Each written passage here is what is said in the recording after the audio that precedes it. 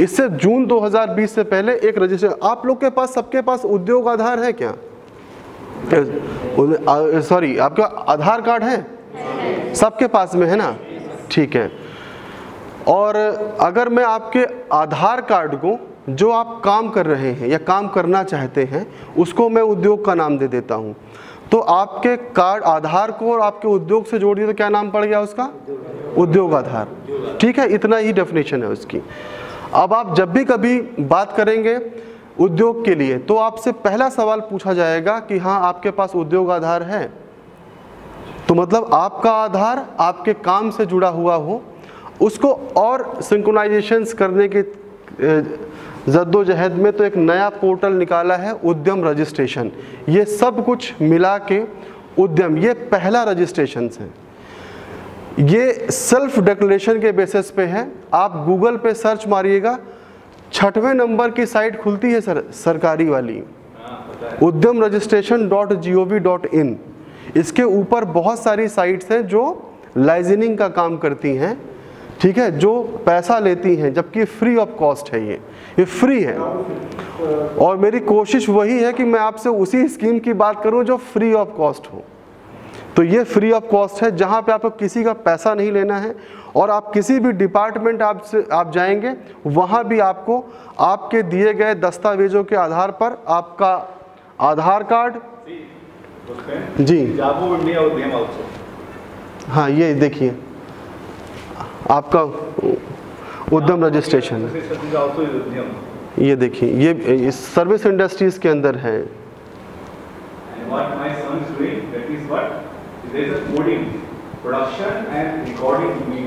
जो भी हम एक्टिविटी करते हैं इसके अंदर, तो आप यूँ समझिए कि जब भी कभी आप कोई नया काम शुरू करें अब, तो सबसे पहले आपको उद्यम में अपना रजिस्ट्रेशन कराना है, सेल्फ डिक्लेरेशन है। घर से छोटा सा भी काम शुरू करें, बेवजह कुछ सेंसलेस सवाल मैंने लक्ष्मीकांत सर से पूछे थे टैक्सेशन के लिए, क्योंकि वो मेरे लिए बहुत ज़रूरी था। कुछ इनोसेंट सवाल पूछने चाहिए कि अगर आप कोई काम कर रहे हो कि ये जो है ये सीधा का सीधा आपके पैन कार्ड से जुड़ेगा। पैन कार्ड के अंदर आप वो सारी चीज़ें आपको शायद नहीं पता हो जो डिटेल्स आप बैंक आपसे मांगता है, तो वो सब कुछ आपके इस एकमात्र रजिस्ट्रेशन नंबर से इसके अंदर ऑटोमेटिक फेचिंग डेटा है इसके अंदर। तो जब आप कोई काम शुरू कर, सपोज करिए कि आपने कोई ABC इंटरप्राइजेस करके आपने कोई काम शुरू किया, अब उसमें आपने जब आपकी बैलेंस शीट बनी, भले 2 पन्ने की बैलेंस शीट बन जाए, इट मीन्स बैलेंस शीट का वो बनाइए। बैलेंस शीट को कहने का मतलब ये नहीं होता है कि आपने जितने रुपए का माल खरीदा, जितनी आपकी कॉस्टिंग लगी और जितने रुपए में आपने माल बेच दिया, जितना आपकी लागत लगी वो माइनस कर दिया, जितने आपने बेचा वही आपका रहा प्रॉफिट। उस प्रॉफिट को कंप्लीट करिए। आपने जो कैपिटल किसी से उधारी ली है, जहां से पैसा आपने उठाया है, तो उसका बर्डन कम करने की कोशिश करिए। तब जब आपका उसी के बेसिस में आपका टर्नओवर इंक्रीज होगा, तो जब टर्नओवर इंक्रीज होगा तो उस बेसिस पे आपकी कंपनी की जो गुडविल है, जो उसकी लेवल है, माइक्रो, स्मॉल और मीडियम, तभी वो चेंज होता जाएगा हर साल पे। और ऐसा नहीं है कि अगर मैं स्मॉल हो गया तो मुझे कुछ नया मिल जाएगा। सारी पॉलिसीज, बस इतना ज़रूर है कि उसका दृष्टिकोण बदल जाएगा बैंकर का, कि ये इमर्जिंग यूनिट है, हर 3-3 महीने के बेसिस पे, क्वार्टरली सेगमेंट्स पे ये इंक्रीज कर रही है। ये फर्स्ट रजिस्ट्रेशन है इसको कराने के लिए। सेकंड, ये वो बेसिक डॉक्यूमेंट्स हैं जो आपको, आपके हर एक ज़िले के अंदर एक डिपार्टमेंट होगा जिसका नाम है जिला उद्योग केंद्र। सभी लोग सुने हैं इसके बारे में, DIC के बारे में सब जानते हैं ना।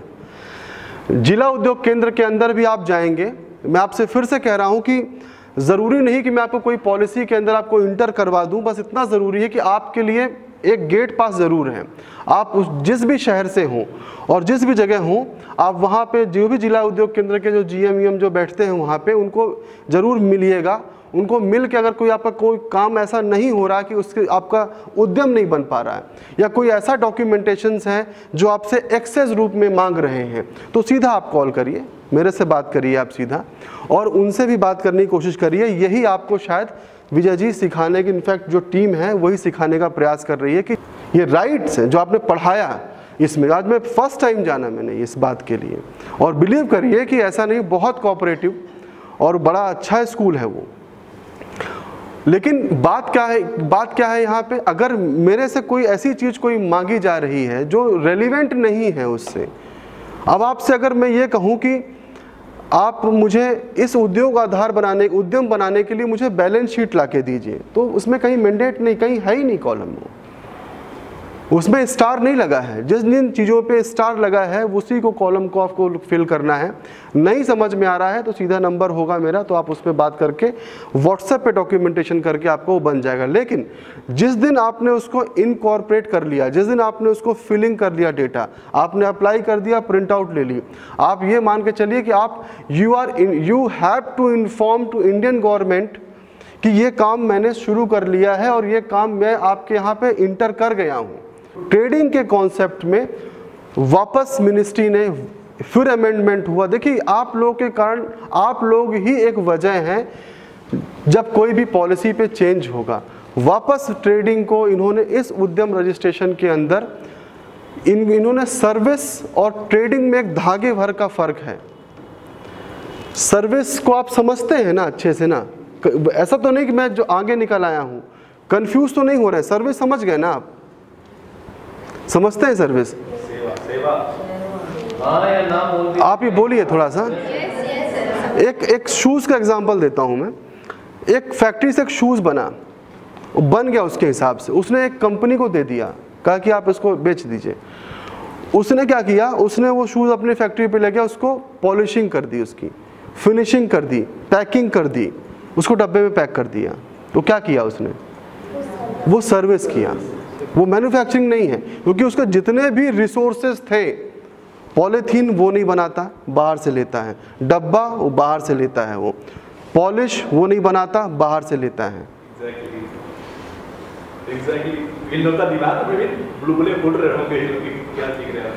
तो आप लोग तो बोर हो रहे हैं क्या? ठीक है, तो ये आप समझ। तो सर्विस और ट्रेडिंग में, अब ट्रेडिंग पे फिर वही लाइसेंसिंग ऑफिसर चले जाते हैं वहाँ पे कि आप 3% का रेट है, 2% पे और कमीशन ले लेते हैं, वो लाइसेंसिंग हो गई, ट्रेडिंग हो गई। तो ट्रेडिंग में किसी भी चीज़ का वो, और उसको उद्यम रजिस्ट्रेशन के अंतर्गत अभी तक उसको लीगली तौर पे तो रजिस्टर्ड नहीं किया गया है। बस इतना ज़रूर किया गया है, रियायत दी गई है, जितना भी होलसेल का जो काम है जो लोग कर रहे हैं और जो रिटेल का काम कर रहे हैं, एक्सेप्ट ऑफ मोटर व्हीकल्स, उनको छोड़ के, जैसे आप खाद की दुकान खोलिए अपने गांव में, तो वो भी आप उद्यम के अंदर जाइए।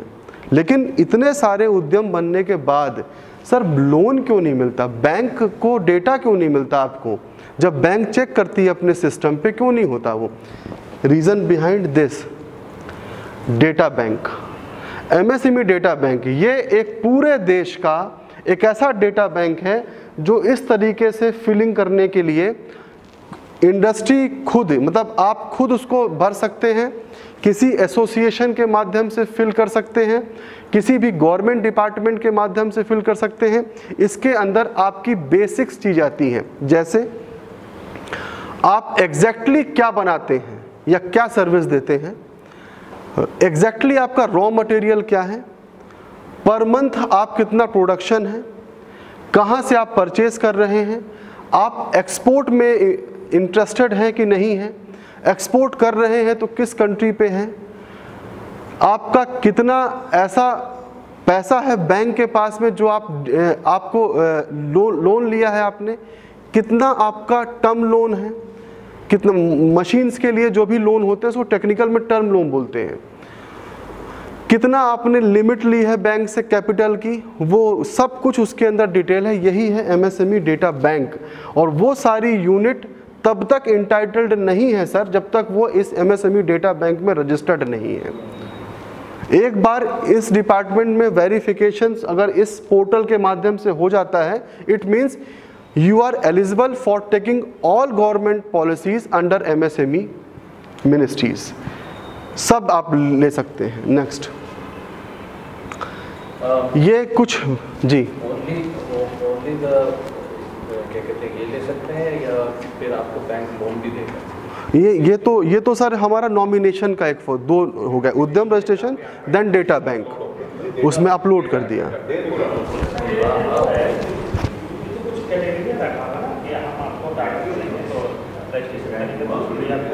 उद्यम होने के बाद जब वो उद्यम का सर्टिफिकेट दिखाया ना आपको, जब आपका वो उद्यम हो जाएगा, उद्यम के बाद तुरंत उसी डिपार्टमेंट से, चाहे जिला उद्योग केंद्र हो या कोई भी हो, उसको बोले कि मेरा रजिस्ट्रेशन डेटा बैंक में करिए, मेरी इंफॉर्मेशन दे दीजिए, तभी तो मैं आवेदन कर सकता हूँ। नहीं तो क्या होता है, क्या अमूमन यहीं से रास्ता निकलता है ना उनके लिए कि आपका उद्यम रजिस्ट्रेशन उन्होंने बना दिया खाली, और उसके बाद फिर आप कह रहे हैं कि साहब वो फेच नहीं हो रहा डेटा, आप फिर दे चक्कर लग रहे हैं। ये डेटा बैंक पे जब तक आप अपने आप, दो चीज़ हमेशा याद रखिएगा, इसका वेरिफिकेशन का प्रिंट आउट भी अपने साथ में रखिएगा, और अगर जहाँ भी समस्या आ रही है उसके लिए तो मैं अब आज से तो हूँ ही मैं। ये डिपार्टमेंट है NSIC जिसके लिए मैं आपसे बात कर रहा था, ये सब मोटे मोटे तौर पे छोटे छोटे उद्योगों को बढ़ाने का काम करते हैं। नेक्स्ट, ये डिटेल्स है KVIC की जो मैंने आपको बताया, कब इनकॉर्पोरेट हुआ, क्या उसके अंदर रेगुलेशंस हैं, ये सब चीज़ें हैं। कयर बोर्ड जूट की डिटेल्स हैं, ये डेवलपमेंट इंस्टीट्यूट हैं जो काम करते हैं वो देखिए, इसमें लिखा है एक कॉलम कि जो भी आप उत्पाद बनाते हैं, जो भी प्रोडक्ट आपका है, उसका आइडेंटिफिकेशन, फॉर्मुलेशंस, उसका रिपोर्ट्स, उसके अंदर जो मशीनरी है उसकी डिज़ाइनिंग है, टेक्निकल अपग्रेडेशंस हैं, ये सब कुछ मंत्रालय से जुड़ा हुआ जो डेवलपमेंट इंस्टीट्यूट है, ये मंडल में होता है, हर एक डिवीज़न पे होते हैं ये। नेक्स्ट, ये है, ये स्टॉप यहीं करिएगा, ये MSME ट्रेनिंग इंस्टीट्यूट हैं। अब आप यूँ समझिए कि जैसे अभी उत्तर प्रदेश को लेते हैं, उत्तर प्रदेश में पूरे 75 ज़िले के अंदर ये 5 गवर्नमेंट ऑफ इंडिया के जो मिनिस्ट्री ऑफ MSME के डिपार्टमेंट हैं जो ट्रेनिंग प्रोवाइड करते हैं। इसका ब्रीफ मैं आपको कल दूंगा, अच्छी तरीके से देता हूँ, बस इतना समझ लीजिए इसको कि ये जो एक आगरा में है PPDC के नाम से, एक कन्नौज में है फ्रेगमेंस एंड फ्लेवर जो आपका जो परफ्यूमिंग के लिए काम करता है आपका। और आपको मैं बता दूं कन्नौज के बारे में सर, मैं वहाँ पे डॉक्टर साहब जब मैं पहली बार वहाँ मिला तो हमारे जब लास्ट टाइम पे गिरिराज सिंह हमारे मिनिस्टर हुआ करते थे, तो उस टाइम पे FFDC Kannauj is only one institute globally sir, पूरे विश्व में एकमात्र ऐसा इंस्टीट्यूट है जो सबसे ज़्यादा फ्रेगमेंट्स रेडी करता है। आप फिर से उस कुल्हाड़ी पे धार लगाइए कि आप जब भी कभी बैंक के पास क्या भीख मांगने जा रहे हैं क्या? हम लोग राइट्स के पास राइट्स है ना कि साहब ये पॉलिसी है, ये मुद्रा योजना है साहब, इसमें कहा कि 2, 5, 10 3 कैटेगरी में मुझे लोन चाहिए, इसके लिए ये रहे आवेदन, आधार कार्ड, पैन कार्ड, मेरा GST है तो वो ठीक है, रेंट एग्रीमेंट हो गया मेरा, जहाँ रहता हूँ मैं, मेरी बैंक की डिटेल हो गई, एक डिक्लेरेशन हो गया मेरा, 20 रुपये की मुहर से मैंने ठप्पा मार के इसको ओके कर दिया। ये लीजिए, अब आपको वेरिफिकेशन के लिए क्या चाहिए, आप आ जाइए जहाँ भी आपको। एक प्रॉब्लम और होती है सर, जब बैंकर कभी आता है ना हमारे घर, तो होता क्या है, आप लोन किस चीज़ का अप्लाई करते हैं उनसे? नहीं, किस चीज़ के लिए अप्लाई करते हैं लोन? वहाँ पे इंडस्ट्रियल लोन करते हैं ना, उसको चाय कहाँ पिलाते हैं? उसको अपने घर पे चाय पिलाते हैं सोफे में बिठा के बैंकर को, क्योंकि घर का ही कोई एक छोटा सा हिस्सा होता है जहाँ पे अपनी हम छोटी सी दुकान खोलते हैं, जो रेंटेड प्रॉपर्टी पे नहीं कन्वर्ट करते हैं उसको। ये टेक्निकल चीज़ समझिए आप लोग। जब आपको फिनेंस में जब कुछ ज़ीरो का कॉलम ही नहीं है, माइनस का कॉलम है, तो फिर किस बात के लिए, फिर तो लोन देते जाइए ना। तो प्रॉब्लम एक है, जब आप इंडस्ट्रियल लोन के लिए अप्लाई करते हैं तो उसको घर ना बुला के उसको छोटी सी गुमती में ही बिठाइए, और जिस नुक्कड़ से आप चाय पीते हैं उसी नुक्कड़ से उसी छोटे वाले कप में चाय पिलाइए। बिकॉज कि वो जो आया है बैंकर, वो आपके इंडस्ट्रियल लोन के लिए आया है, आपकी इंडस्ट्री का लोन सैंक्शन करने के लिए, ना कि आपके घर के अंदर एसी पे और पंखे में बैठ के चाय पीने के लिए। 90% केस सैंक्शन नहीं होते हैं उस केस पे जिन्होंने अपने घर पे चाय पिलाई होती है। कोई आपने ट्रेनिंग करी है, इस ट्रेनिंग के बाद में ये आपको डिपार्टमेंट हेल्प करेगा। अगर कोई टेक्निकल ट्रेनिंग है तो पीपीडीसी आगरा, परफ्यूमिंग, मोम अगरबत्ती, धूप, ये जो भी कुछ है, कई छोटे छोटे प्रोग्राम्स हैं। इनफैक्ट अभी 11 तारीख को मंडे को एक FFDC कन्नौज के साथ में एक ऑनलाइन वेबिनार कर रहा हूँ, मैं लिंक शेयर करूँगा विजय जी, तो आप लोग भी देखिए, उसमें शरीक होइएगा। उसके बाद CDGI centre for development of glass industry, ये ग्लास से जो जुड़ा हुआ है तो फिरोज़ाबाद के अंदर ये इंस्टीट्यूट है। CFTI central footwear training institute जो शूज़ से जुड़ा हुआ है, देश में 2 ही हैं, आगरा और चेन्नई। दूसरा ये आपका मेरठ में है, PPDC का ही डिपार्टमेंट है। ये 5 उत्तर प्रदेश के अंदर ये हैं। उत्तराखंड के अंदर एक चमोली में है, एक इंस्टीट्यूट है हमारा जो वहाँ पे DIC के साथ में चल रहा है, और एक NSIC का टेक्निकल सेंटर है काशीपुर में आपके। ठीक है, तो आप कभी भी कोई भी आसपास के कोई अगर वहाँ पे लोग हैं पुनीत, तो अगर आप लोग कोई भी अगर नियरेस्ट हैं, अगर उत्तराखंड के अगर आप हैं या आपको काशीपुर पास पड़ता है, तो आप बेशक मेरा नाम लेके जाइएगा। वहाँ पे मिस्टर पुनीत हैं, उनके हेड हैं वहाँ पे। आप जो भी ट्रेनिंग वहाँ पे चल रही होगी उसके लिए आप वहाँ पे अटेंड करिए। बिकॉज कि जब हम लोनिंग की बात करते हैं तो लोन डिपार्टमेंट हमसे एक्सपीरियंस मांगता है। एक्सपीरियंस जब मांगेगा तो हमें कुछ सर्टिफिकेशन चाहिए होता है। यही डिपार्टमेंट आपको सर्टिफिकेशंस देंगे और यही डिपार्टमेंट आपको एक कॉन्फिडेंस देंगे इस बात के लिए कि आपकी निगाह ना झूले। सर मैंने कई दफ़े बहुत बार डेयरी के मेरे पास में बहुत सारे पे वो आए कि मुझे प्रपोज़ल दिए गए कि आप बैंक में सबमिट करिए। सर कई बार हमको भी शर्मा जाते हैं, हम लोग भी, हम सब यहाँ उनको समझा दिया मैडम को कि मैडम ऐसा कि आप ढंग से बढ़िया पेश आइएगा और डरिएगा नहीं, बिल्कुल मस्त आराम से अपना इंटरव्यू दीजिएगा। ठीक है, तो उनसे पूछा गया कि हाँ साहब बताओ कि कितना दूध होता है दिन भर में? तो बोले साहब करीब 20 लीटर दूध हो जाता है। करते क्या 20 लीटर का? बोले साहब 10 लीटर 10-15 लीटर बेच लेते हैं, 5 लीटर बच जाता है। तो 5 लीटर दूध का कितना पनीर बनेगा? तो बोले साहब 5 किलो। तो ये कई बार तो वो बैंकर थोड़ा सा दोस्त यार ही थे, तो बोले पुष्पेंद्र जी क्या है यार ये कैसे मतलब है? तो मैं कहा कि अरे मैं कहा नहीं वो घबरा गई हैं, ऐसा नहीं है, आप थोड़ा सा, इनके पति हैं वो काम कर